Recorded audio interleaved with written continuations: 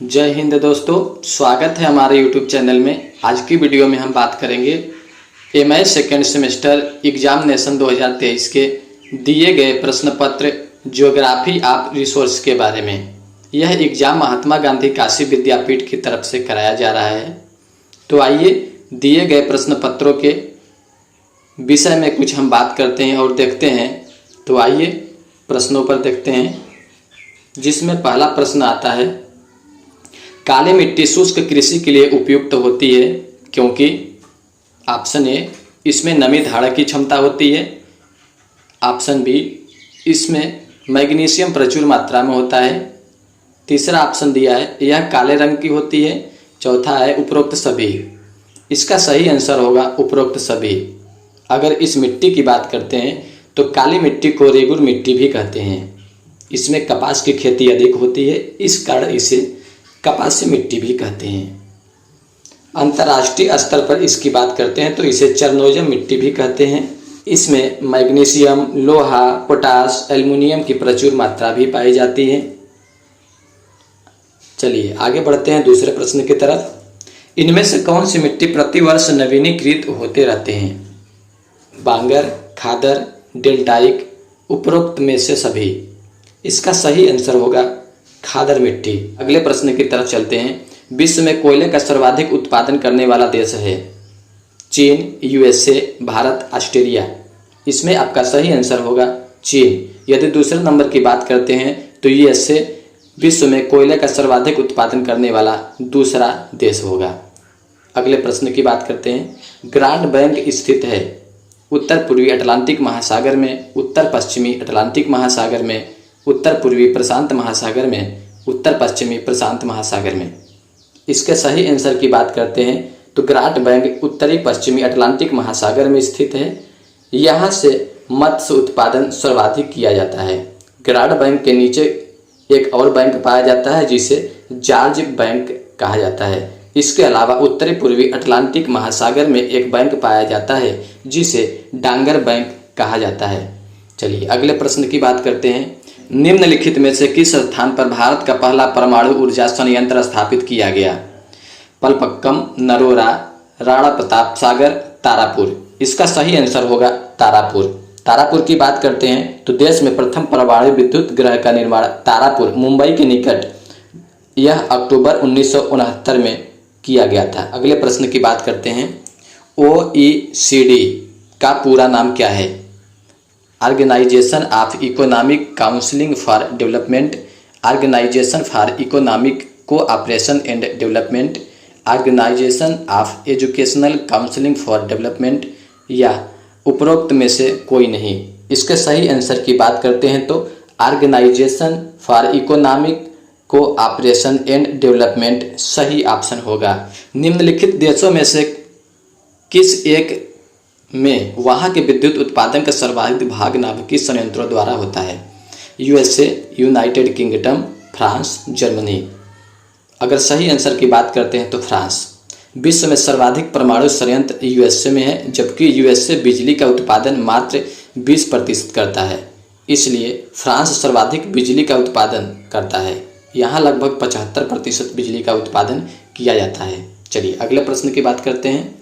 संसाधन पर्यावरण की वे विशेषताएं हैं जो मनुष्य की आवश्यकताओं की पूर्ति में सक्षम मानी जाती है, किसने कहा था?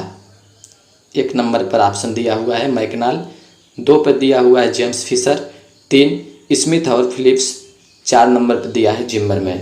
सही आंसर की बात करते हैं तो यह जिम्मरमैन ने कहा था।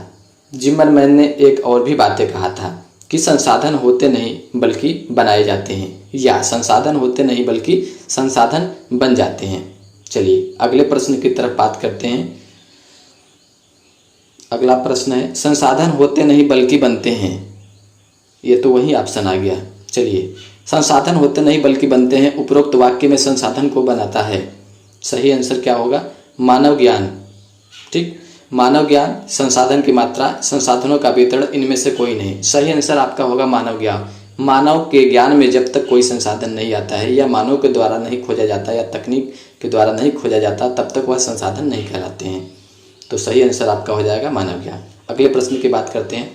संसाधनों की आधारभूत संकल्पनाओं में शामिल है संसाधन गतिशील है, संसाधन मातृपूंजी है, संसाधन केवल एक भौतिक पदार्थ है, ये सभी।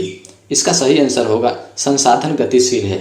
इसके अलावा कुछ और भी बातें कही जाती है, जैसे संसाधन गतिशील होते हैं, संसाधन मूर्त और अमूर्त होते हैं, संसाधन होते नहीं बल्कि बनाए जाते हैं, बहुत सारी बातें कही जाती है। संसाधन एक संक्रियात्मक संकल्पना भी है, ये भी ऑप्शन कभी कभी आ जाता है, तो इसमें आपको ध्यान देना है कि संसाधन एक गतिशील है। चलिए अगले प्रश्न की तरफ चलते हैं। निम्नलिखित में से कौन सा सर्वसुलभ संसाधन का उदाहरण नहीं है? ऑक्सीजन, नाइट्रोजन, क्रियोलाइट, जल। आपका सही आंसर होगा क्रियोलाइट। क्रायोलाइट के बारे में बात करते हो तो यह आर्कटिक में ही पाया जाता है और कहीं नहीं पाया जाता है, जबकि ऑक्सीजन, नाइट्रोजन, जल सभी जगह पाए जाते हैं लगभग। अगले प्रश्न की तरफ चलते हैं। वह तत्व जिसे भविष्य में उपयोग में लाया जा सकता है कहलाता है गुप्त संसाधन, संभाव्य संसाधन, अद्वितीय संसाधन, इनमें से कोई नहीं। सही आंसर आपका होगा गुप्त संसाधन। गुप्त संसाधन ऐसे संसाधन होते हैं जो गुप्त होते हैं, यानी होते तो हैं लेकिन उसकी जानकारी नहीं होती है। जब वह जानकारी में हो जाती है या उसका उपयोग किया जाता है तब वह हमारे लिए उपयोगी हो जाते हैं। तो इसमें सही आंसर आपका हो जाएगा गुप्त संसाधन। चलिए अगले प्रश्न की बात करते हैं। संसाधन संरक्षण का अर्थ है संसाधनों का अनैतिक उपयोग, संसाधनों का बुद्धिमत्तापूर्ण उपयोग, संसाधनों का तीव्र विरोधन, इनमें से कोई नहीं। चलिए ये तो ऑप्शन आप लगा ही लेंगे, क्योंकि आपको ये पता है कि संसाधनों को यदि हम बुद्धिमत्तापूर्वक उपयोग नहीं करेंगे तो संसाधन क्षय या फिर कह सकते हैं संसाधनों की कमी हो सकती है या समाप्त भी हो सकता है। तो इसका सही आंसर की बात करते हैं तो संसाधनों का बुद्धिमत्तापूर्ण उपयोग यानी ऑप्शन नंबर 2 सही होगा। अगले प्रश्न की बात करते हैं। संसाधनों की जननी किसे कहते हैं? मानव ज्ञान व तकनीक, संसाधनों में भंडारण, संसाधनों की उपलब्धता, इनमें से कोई नहीं। फिर वही ऑप्शन है, तो इसमें यदि हम बात करते हैं सही ऑप्शन की तो मानव ज्ञान एवं तकनीक के द्वारा ही सब कुछ हो सकता है। तो संसाधनों की जननी किसे कहेंगे? ऑप्शन नंबर 1 मानव ज्ञान व तकनीकी। चलिए अगले प्रश्न। जीवाश्म संसाधन का उदाहरण है तांबा, अभ्रक, थोरियम, कोयला। जीवाश्म की बात करता है, जीवाश्म यानी जीवों के अवशेष, तो इसमें आपका सही आंसर हो जाएगा कोयला, क्योंकि कोयला बनने में जीवों के अवशेष ही नहीं बल्कि जीव जंतु के अलावा पेड़ पौधे भी दब जाते हैं, बाद में वह कोयले बन जाते हैं और कोयले सही आंसर होंगे। ठीक, तो ऑप्शन नंबर 4 सही होगा। अगले प्रश्न। निम्न में से किस विद्वान ने किसी प्रदेश में जनसंख्या और संसाधन के मध्य संबंधों को स्पष्ट किया है? जेलेक्सी, एकरमैन, जिम्मरमैन, मर्फी। आपका सही आंसर होगा एकरमैन। एकरमैन की बात करते हैं तो एकरमैन ने विश्व को जनसंख्या संसाधन प्रदेशों में कुल 5 प्रकारों में विभक्त किया था, जिसमें संयुक्त राज्य तुल्य प्रदेश, यूरोप तुल्य प्रदेश, मिस्र या चीन तुल्य प्रदेश, ब्राजील तुल्य प्रदेश, आर्कटिक तुल्य प्रदेश में भी बांटा था। चलिए अगले प्रश्न की तरफ चलते हैं। उत्पत्ति के आधार पर संसाधनों को वर्गीकृत करते हैं। सही ऑप्शन आपका होगा जैविक और अजैविक। अगले प्रश्न की तरफ चलते हैं। ब्रुटलैंड कमीशन की रिपोर्ट कब प्रकाशित हुई? 1997, 1987, 1992, 1977। सही आंसर आपका होगा 1987। इसकी स्थापना 1987 ईस्वी में संयुक्त राष्ट्र के ब्रुटलैंड आयोग द्वारा किया गया था। इसे हमारा साझा भविष्य भी कहा जाता है। ब्रुटलैंड का नाम ब्रुटलैंड रिपोर्ट कैसे पड़ा? तो यह नॉर्वे के पूर्व प्रधानमंत्री ग्रो हाइलेम ब्रुटलैंड के नाम पर इसका नाम ब्रुटलैंड आयोग रखा गया था। यदि इसकी प्रकाशन की बात करते हैं तो ऑक्सफोर्ड विश्वविद्यालय यानी अमेरिका के ऑक्सफोर्ड विश्वविद्यालय से यह प्रकाशित किया गया था। इसी रिपोर्ट के बाद सतत पोषणी विकास की अवधारणा भी अस्तित्व में आई थी। चलिए अगले प्रश्न की तरफ चलते हैं। पृथ्वी पर संसाधनों का असमान वितरण है क्योंकि विभिन्न प्राकृतिक परिस्थितियों के कारण, विकास के स्तर के कारण, तकनीक स्तर के कारण, उपरोक्त में से सभी। यदि इसकी बात करते हैं तो हाँ, पृथ्वी पर संसाधनों का समान या असमान वितरण है क्योंकि विभिन्न प्राकृतिक परिस्थितियों के कारण है, विकास के स्तर के कारण है, तकनीक के स्तर के कारण है, या उपरोक्त में से सभी दिया है। तो आपका आंसर सही हो जाएगा उपरोक्त में से सभी, क्योंकि इन सभी के कारण ही संसाधनों का समान वितरण है। चलिए अगले प्रश्न की तरफ चलते हैं। चेना नामक स्थानांतरणशील कृषि कहाँ की जाती है? चलिए option number 1 Bharat, Sri Lanka, Bangladesh, Malaysia. Bharat की बात करते हैं तो भारत में जो स्थानांतरणशील कृषि की जाती है उसे झूमिंग खेती या झूम कृषि कहते हैं, जबकि जो श्रीलंका में की जाती